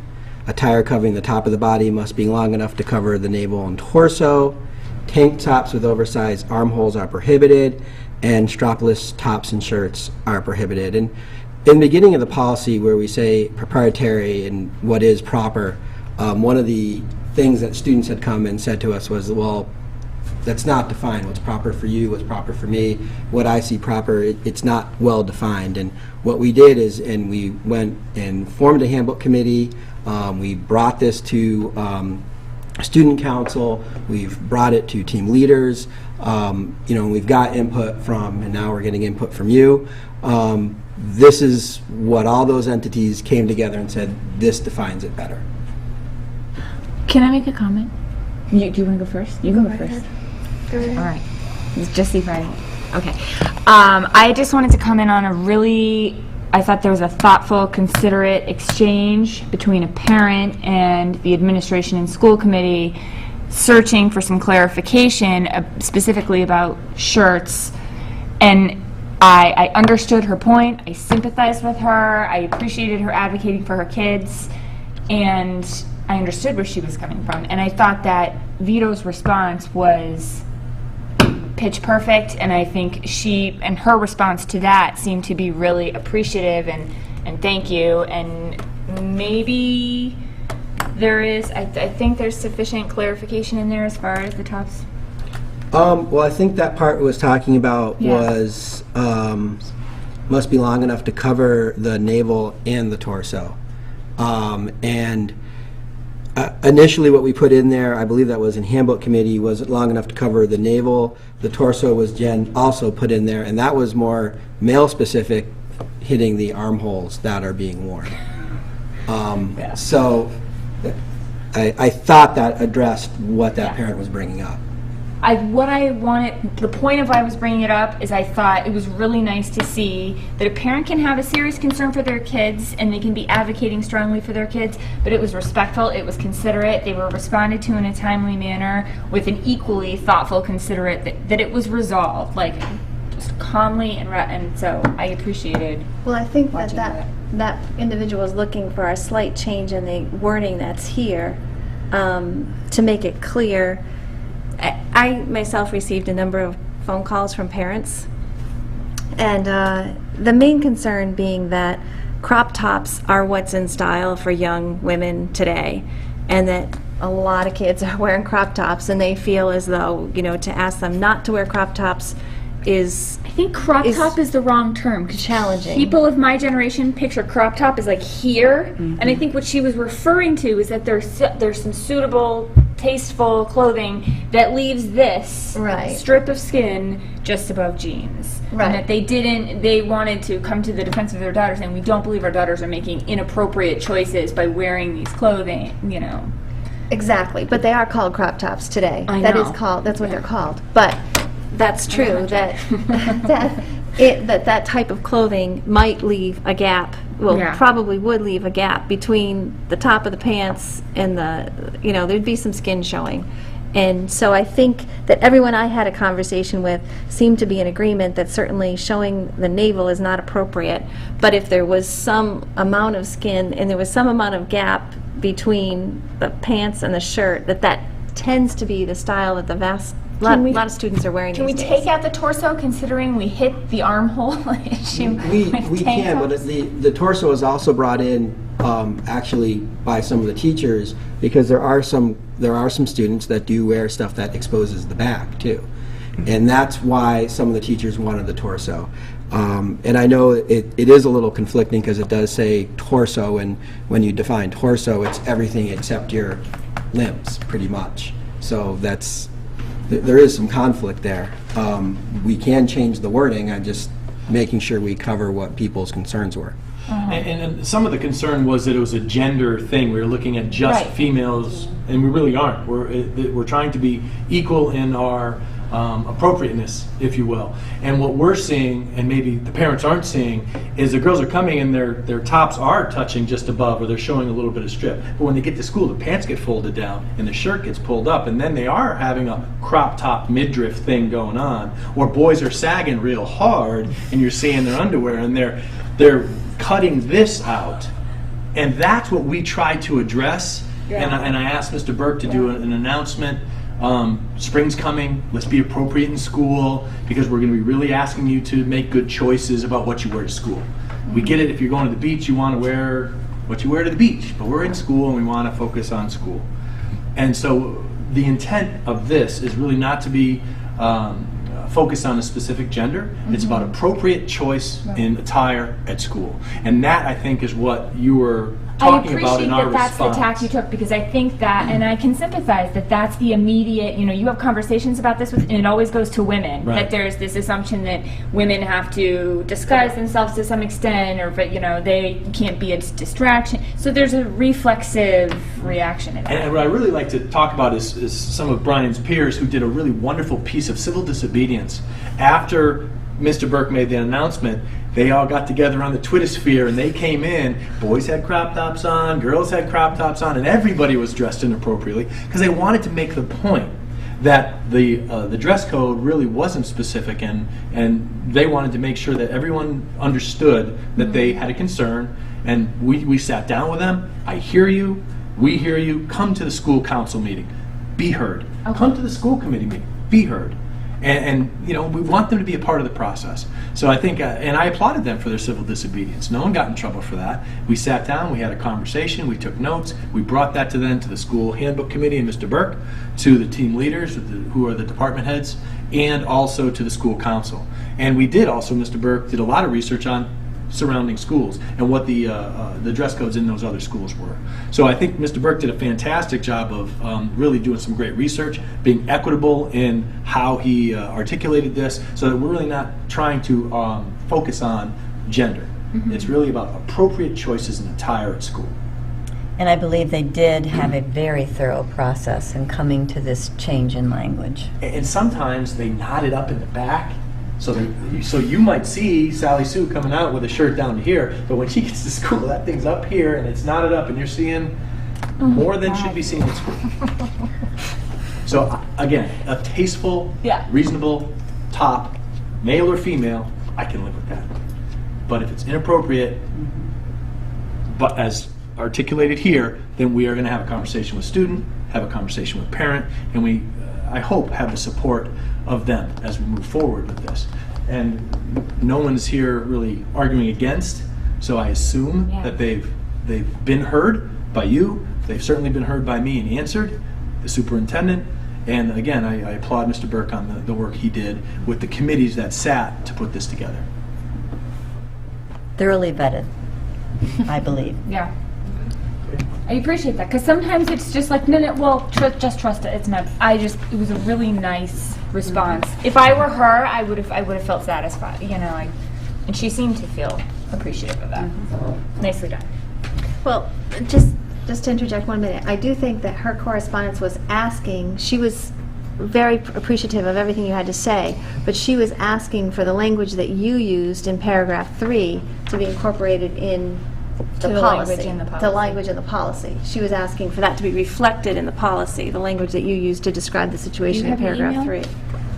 Well, I'd be hesitant to put the email up just because. I was just going to refer to that language from I think the only difference, and someone said it already, is the torso piece. Right.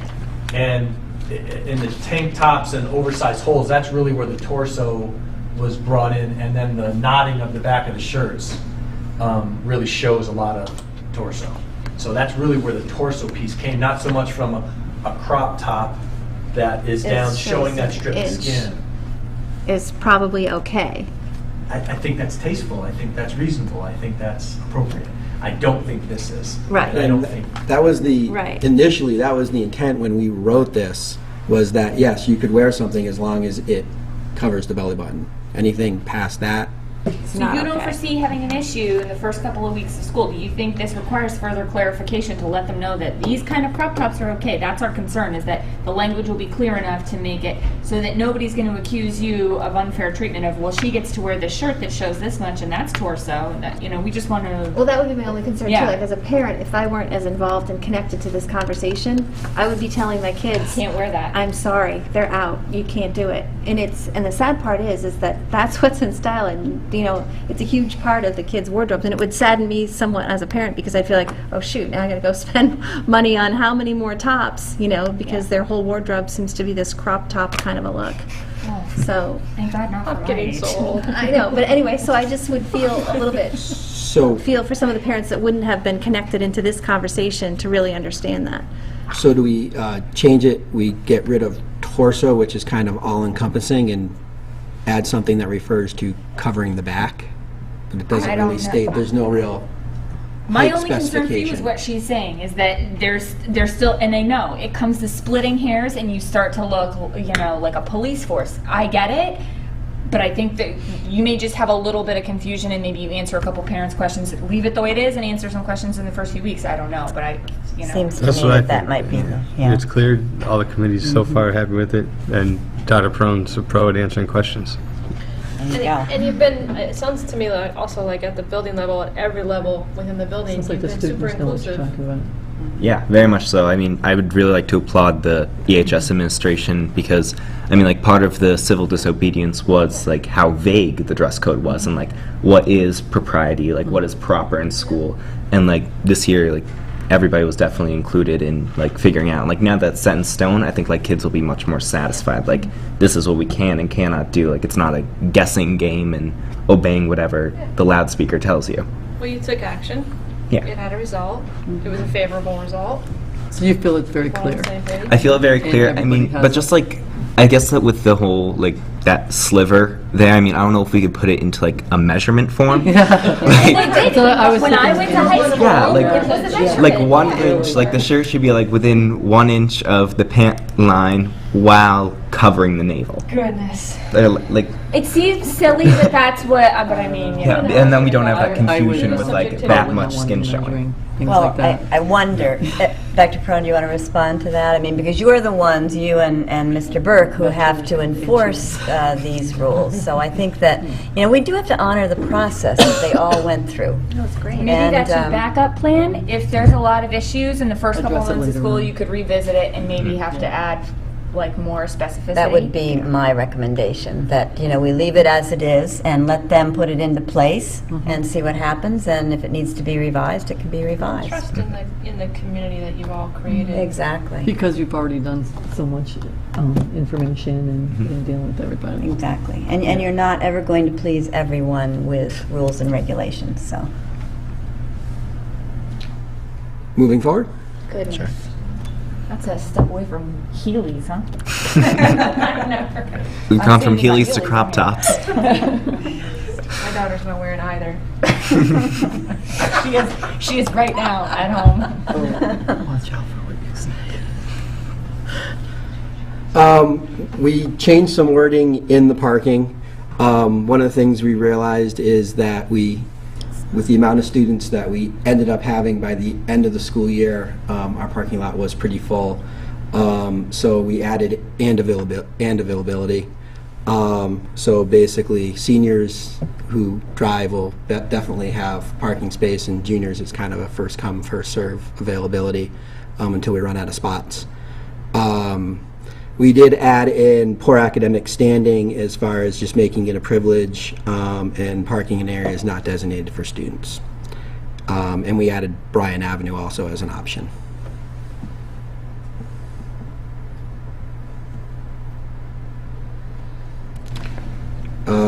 We got rid of some encyclopedias are available for borrowing in the library since we no longer have encyclopedias. Really? So they're not looking for them. They can find them online. Hall passes. We changed hall passes to sending teachers should actually make the call. It was the reverse before. Teachers were supposed to give a pass to a student to come to their class. So a sending teacher needs to just call the teacher that the student is going to and just make sure they're there and available for that student. Lost and found, we changed that just because there's now a lost and found bin at the new building, which I believe there wasn't before. So, senior activities. This is more for clarity than anything else. All fiscal responsibilities need to be met. For example, class dues, library resources, academic books, and free and lunch fees. And this was something that was done but wasn't necessarily specified in the past. Is that hard and fast, even if there's a financial hardship? I don't mean for, like, fines or something, but for... In the past, we've done our best for students depending on the needs of the students. I trust that. So, What about the lunch fees? I mean, if someone has $2 that they owe to Chartwell's, we're not going to let them walk because of it. So, sorry, Mayor, did you have a question? I was just wondering, in lunch fees, what did they owe the lunch fees? What did that mean? You're allowed to, I think, get up to 3 lunches from Chartwell's before they stop letting you get those lunches. So you could owe up to $12. Sometimes students do owe more pending, but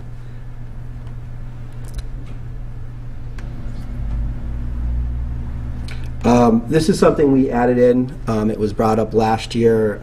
We talked with guidance about it. Allowing college visits. We allow so many absences plus making up absences, which come up to about 14 total absences and still being able to get credit. This allows for college visits, but it has to be an approved college visit. So a student just can't say they're going to a college that they could go to on the weekend and miss school. So I worked with the guidance counselor and we made sure that you do have an interview form that the students will have to fill out. They will have to provide it to the guidance counselors. It has to be signed by the teachers, the guidance counselors, parent or guardians, and then returned to the main office one day prior to the visit. And then submit some type of documentation that you were actually there.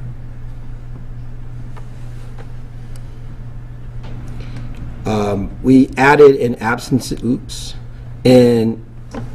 from class or school. We added a parent called excused, just because that it was different than just excused, and it kind of clarifies that. And that has to do with reporting to the state.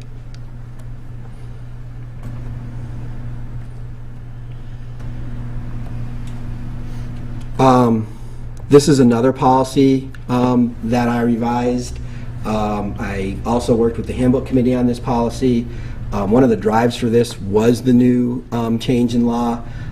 One of the things I noticed is that students who are coming tardy to school, and the way it was beforehand, you would get a 30-minute, depending on how many tardies you had, then you get a 60, then you can get a Saturday school, then you can get internal suspension. We had a lot of discipline. In fact, during RIS, if you looked at how many students were in there due to tardies, we had students out of class in IS because they were 5 minutes late to school 12 times. And to me, that just didn't make sense. It just kind of didn't fit the whole target. We want kids to be on time so they're in class, not so they're out of class. With the limitations on how often we can put students in IS, limited to the 10 times versus going through all the documentation they have to do, we moved towards lunch detentions. And the way the lunch detentions would work is instead of having, teachers do have duties, and what teacher duties were part of was doing IS 1 day a week. Instead of that, we now have teacher duties that are incorporated into lunch detentions. Right now, we've filled up 3 days a week, and we'll figure out the other 2 as we move on. We have to work with the resources we have. So really, up until the 9th tardy, you're just getting lunch detentions. Once you hit 12th and every 3rd tardy after that, we've considered you chronic. And we've done just a loss of common privileges until you're on school on time 5 consecutive times. So once you get to that point, we've kind of reversed it. But we've also added in that a parent conference will be required. So at that point in time, we're not just consequencing the student, we're also trying to resolve the problem. Because as it was said before, it's not even at the high school level, it's not always just the student. Sometimes it's a family problem. So that's something that maybe we can look at and address. Is there any reason we could or should look at that before the 9th tardy and the 3rd after the 9th tardy? It seems like that's a lot to go before we're having a conversation about the whys and what can be done.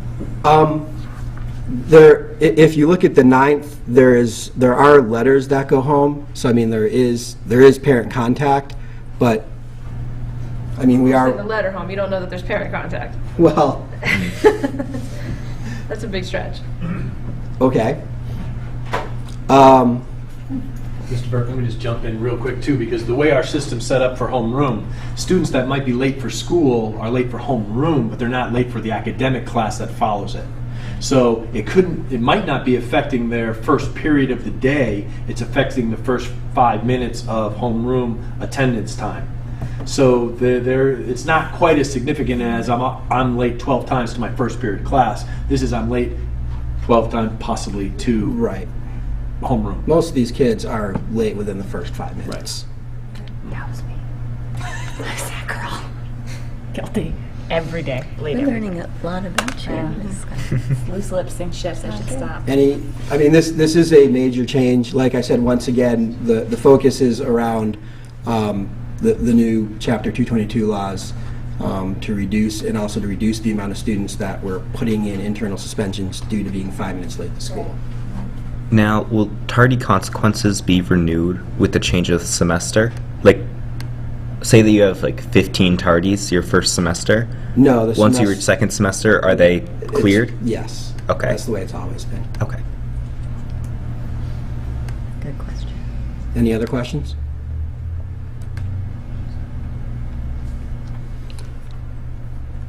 And these were just academic consequences that have been eliminated.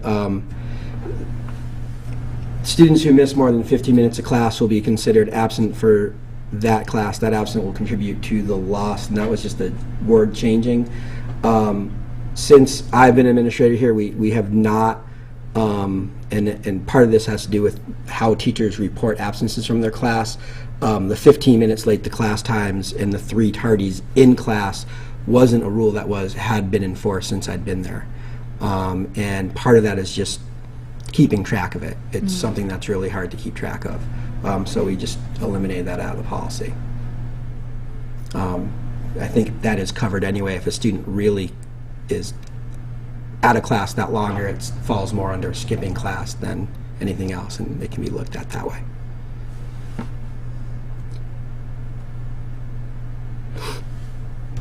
And once again, the will may is just a change. Instead of will be assigned Saturday schools, may be assigned Saturday schools, and that once again goes into the new laws and gives us a little bit more flexibility. Guidance services, these are some changes. We no longer have a school to work coordinator. The report cards are not signed and returned because we now have the parent portal. So with communication through websites, that is no longer done at the high school. And we added in, because of that, grades and attendance are available in the parent portal throughout the year.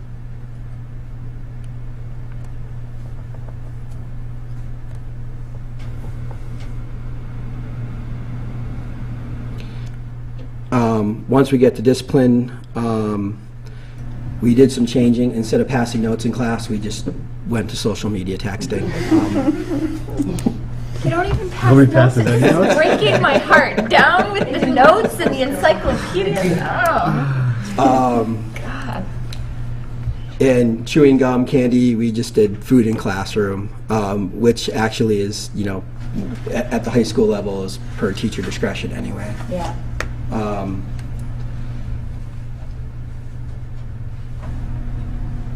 And the other part was something that is also not done anymore. I think that's also because now this is being covered in the new laws. I specified, instead of just detention, this covers teacher detentions. When we go to office, lunch detentions, and we go here once again, that just incorporates the fact that we won't be doing as many 30-minute, 60-minute after-school office attentions. We'll be utilizing lunch attentions much more, which won't lead us to the IS room, which will keep students in class.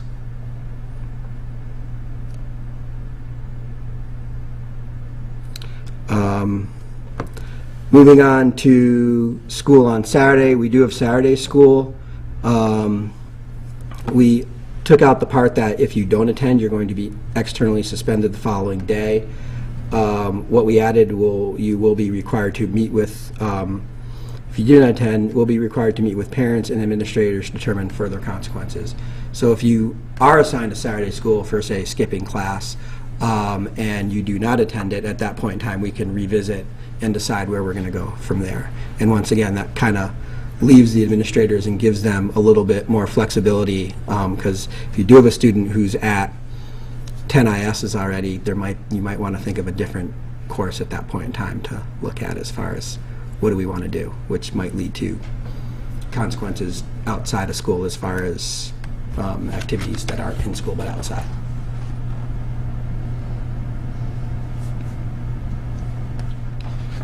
And tobacco products, one of the things that we started dealing with in the high school is the e-cigarettes. So we added e-cigarettes into our tobacco policy because in talking with Officer Shadle, they still have nicotine in them. So even though it's not tobacco, it's still nicotine that's coming into the school. Smoking lounge in my high school. Mm-hmm. It's true. Electronic devices, we made some changes here. We got rid of MP3 players and iPods, and we just said electronics. It was just making it more up to date, because even if we put down smartphones, it could be something different 2 years from now. So we just went with electronics. Students like to listen to music as they walk through the hallways. What we've stated here is, for safety stakes, students must be able to hear announcements and directions as they move through the hallways. So what we've done in the past is one in, one out for listening to music as far as earbuds, which is a compromise.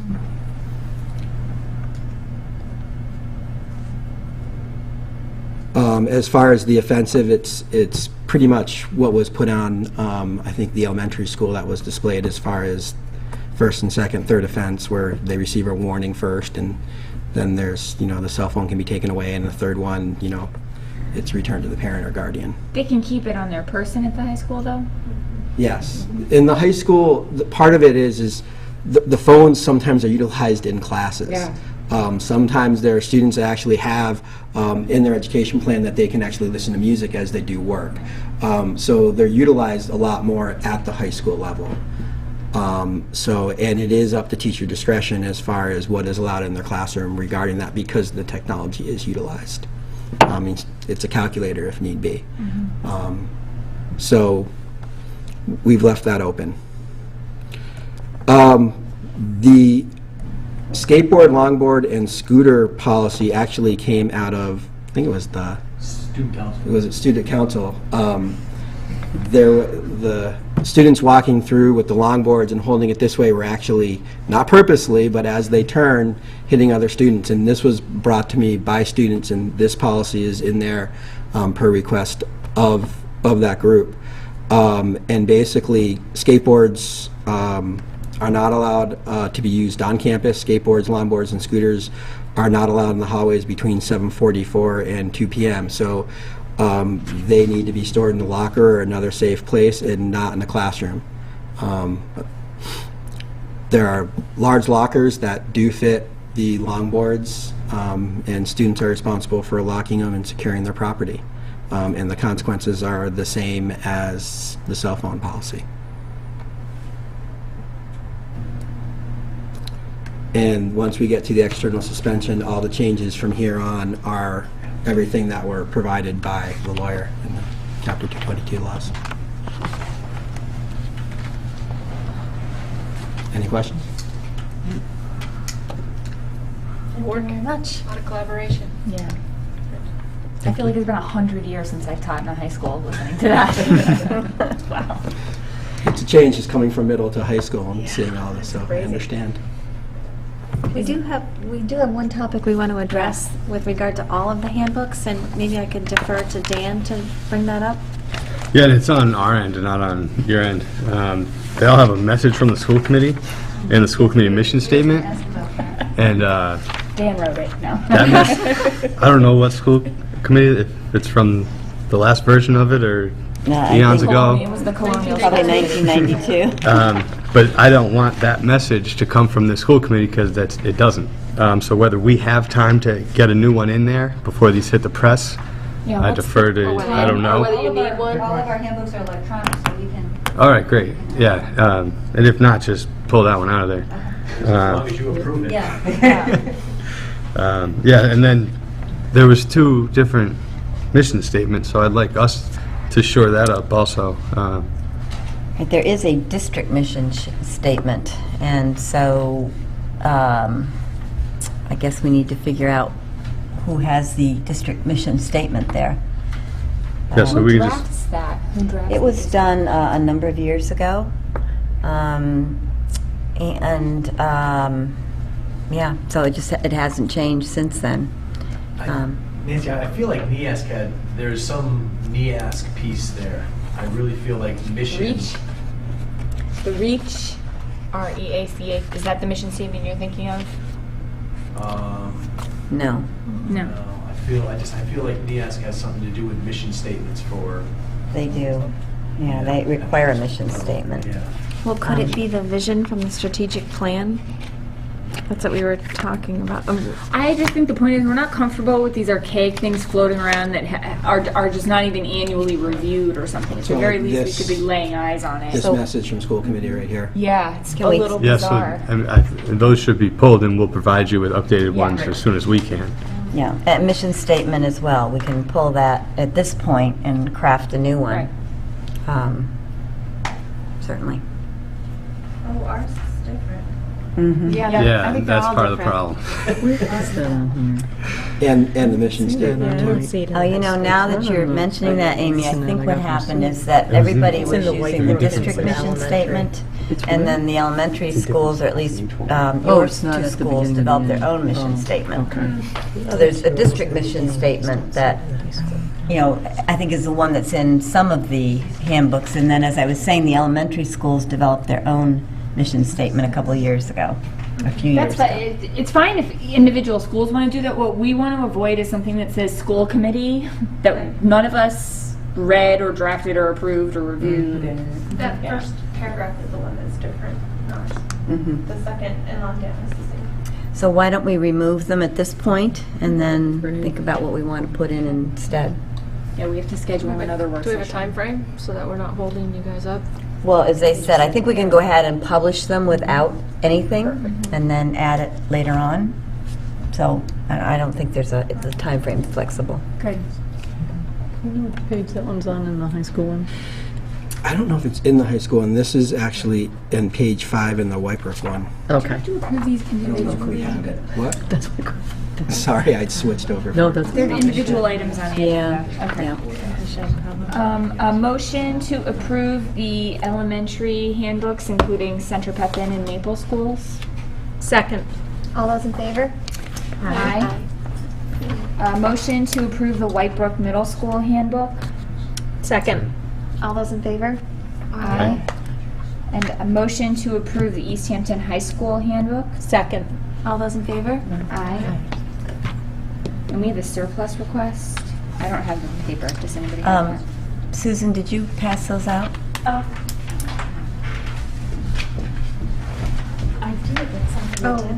You know what? No, I mean, there's the That, actual I just statement. can't, I have to read it all. I'm dinging. Do you want to read it? Okay.